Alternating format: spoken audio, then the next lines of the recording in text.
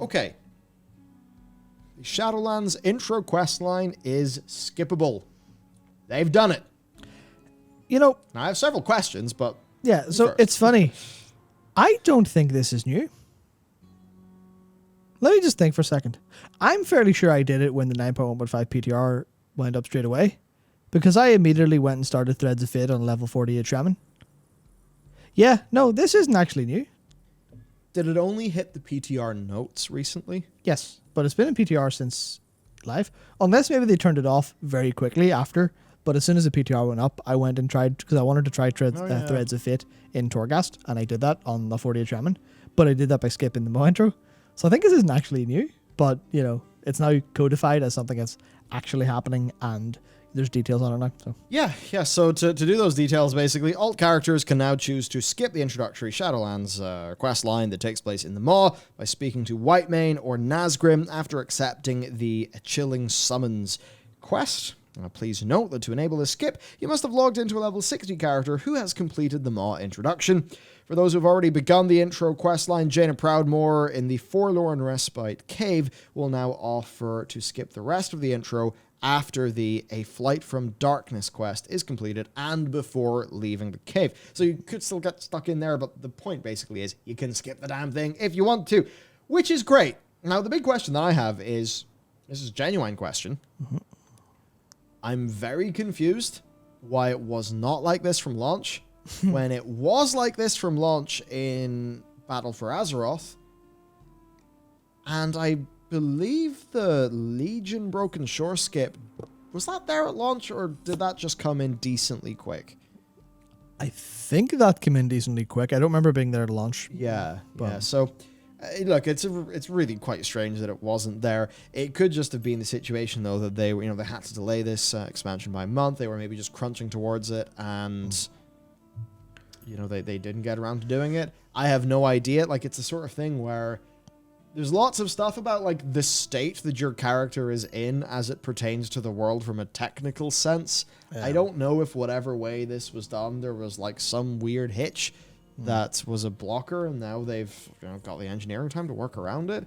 Because it is very strange that it wasn't like this when it was like this at launch. Yeah, so if I had to offer some sort of hypothesis, it would be that I imagine there's a load of stuff, like the Threads of Fate probably required level 50 or something like that. Or required quest completion there, and they just literally had to do a whole bunch of really annoying work to make sure all the flags were set correctly, and they kind of just didn't have the time to do it. That's what my general hypothesis is. Obviously, there could have been something with, like, but I imagine it's something they actually have in, not like an engineering problem, like you said, but close enough in that it needs someone to understand how all of the quest flow actually works in terms of permissions and requirements and prerequisites, and flick all those to the correct way. Yeah. Which is, it honestly, I don't know anything about how they develop the game, like in terms of what tools or how that stuff's set up internally, but I suspect that would be very annoying and take a decent portion out of someone's day. Yeah. And it's the sort of thing, there's only so many someones with so many days, working on the project, and if everything is behind and a complete shit show, then you could see how all of the nice-to-haves end up falling by the wayside in favor of the need-to-haves, or the game won't work. Yep. So, yes, there's that. Right, WoW boosting exposed the multi-million-dollar industry Blizzard profits from, because, look, this is probably driving a lot of WoW token sales. It's really, really interesting. We went into this, we didn't want to just do some random op-ed hit piece. No. We wanted to actually understand this from the perspective of the boosters and the boosties and the communities and the people who, aren't happy with what boosting is doing in the game. Now, certainly, Part 2, which is coming next week, is, it's definitely being very critical of what boosting is doing within the game, but not in a way that's really blaming boosters or boosties, because really we see that as just all symptoms of issues. So that's a big one. Then, absolutely. This is messed up. The 10 worst jobs in Azeroth. We just wanted to do horrible histories in World of Warcraft, and it's funny, I saw some loon on Twitter who thought that this was like a super negativity, like, hit piece video in the game. I'm like, what?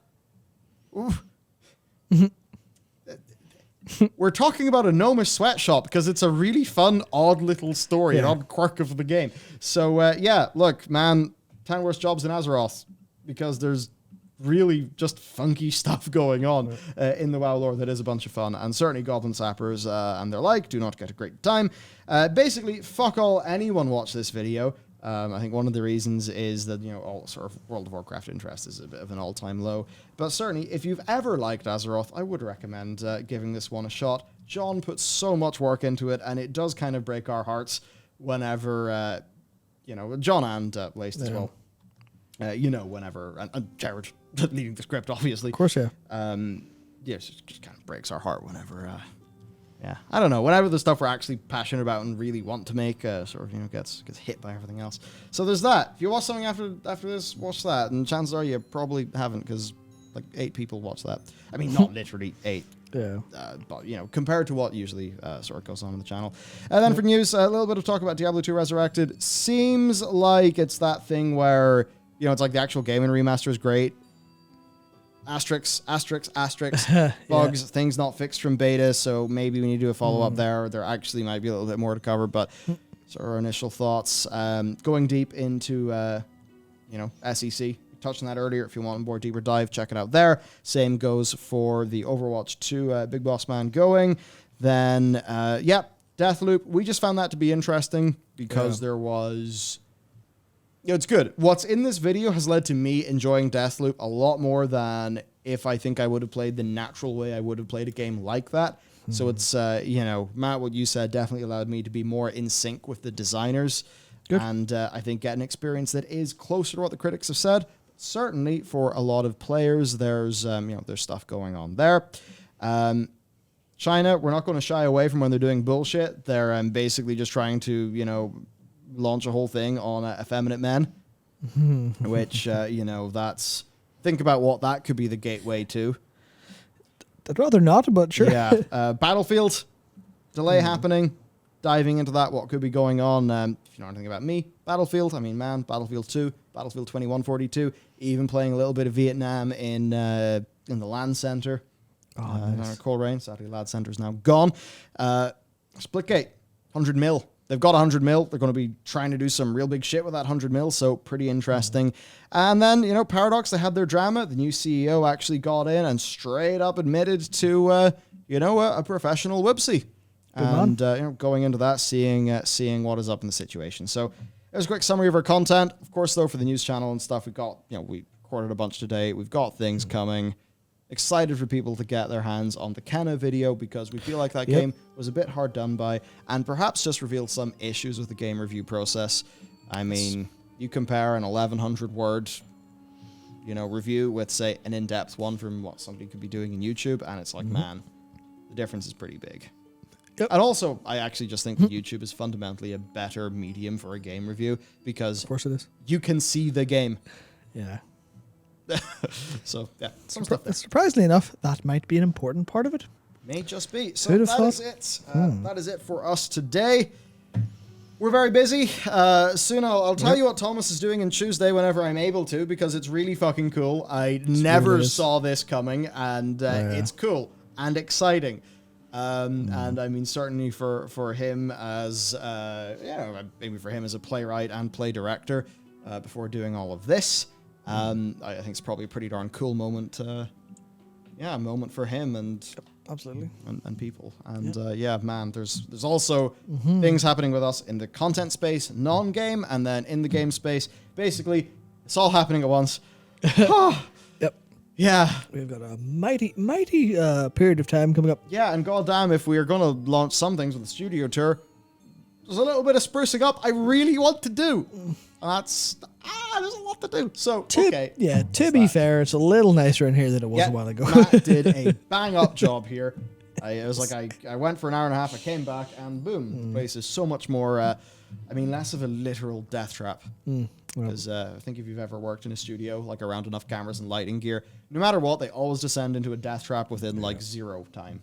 Absolutely. So just before we go, we have one question that I think you would like to answer. Oh, let's go. From Simon M. Best SG1 episode? Oh. Am I putting you on the spot here a little bit? I think I know. No, I do know what my answer is. Yeah. Heroes, Thingy Heroes. It's the two-parter. It's the two-parter that like got them the Emmy, I think. There is a character death, and it is like really well handled. The one where the Vietnam investigative reporter is like there as one of the characters. Oh my god, I cannot believe this is happening. Yeah, I just think that was an incredible SG1 episode. Grand. Big, incredible. If I was to pick one, but, you know, there are lots of fun ones. And then we could talk about Wormhole Extreme, where there'd be some... Wormhole Extreme is basically where SG1, like, basically documents leak, and it leaks to a TV studio, who then basically makes a fake in-universe SG1 knockoff, where all the characters are like, that's my job? How did this leak? What is going on? Oh, that's class. Man, yeah. That's great. Yep. Miss those characters. Well, apparently you got the wrong answer because everyone says time loop. Well, okay, no, time loop's like maybe number 2 for me, or maybe number 1. Basically, there you go. ship. Big shipping episode. SG1 is one of those things where there... I mean, no, everybody knows that there's a ship between Carter and O'Neill. Yeah, everyone knows this thing. But it's the sort of thing where the show... There's a bit where they just kind of suspend the ship, and not suspended, but, you know, they don't really cover as much in episodes, and that's kind of because I think a bit of Richard Dean Anderson, like, I mean, just for the sake of his personal life and, you know, like wanting to spend more time with his daughter, stepped away from the show a little bit more. But both of the actors have said that they would like to think that once, you know, the limitations of professionalism within the military were no longer applying to them, that perhaps those two characters would, you know, engage in some relationship. Excellent. Which for the SG1 fans, I think almost all of them would be in approval of that. Excellent. Well, I think that is where to end it. Thank you very much for tuning in today. Yeah. We had a lot of fun. Yeah, love a good time loop episode. And oh yeah, I suppose on Deathloop I'm playing that as well. Yeah, time loop game. Yeah, absolutely. We have a time loop game design, we just haven't done it yet. Yeah. We've done a prototype yet. Yep, absolutely. So yes, anyway, right. Okay, cool. Goodbye. Have a great day. And yeah, I mean, somehow if you can tolerate seeing more of us, there is in fact more content out there. If not, then I hope you enjoyed it. So yeah, have a good weekend, everyone, and we'll see you next time.